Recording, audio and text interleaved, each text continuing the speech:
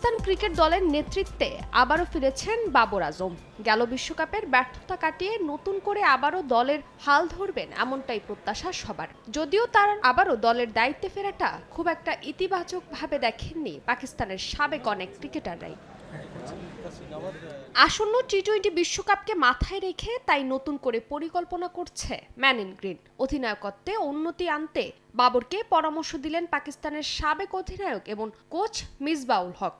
কৌশলগতভাবে বাবরকে উন্নতি করতে হবে বলে মনে করেন তিনি।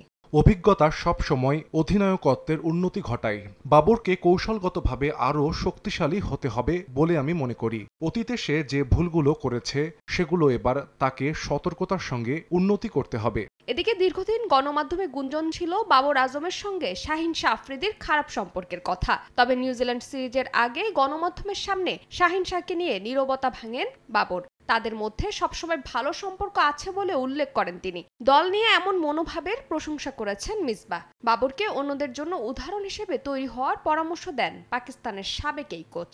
বিশ্বকাপের আগে পুরো দলকে একসঙ্গে করে তাদের সমর্থন দিয়ে বাবর একটি ইতিবাচক কাজ করেছে বলে আমি মনে করি।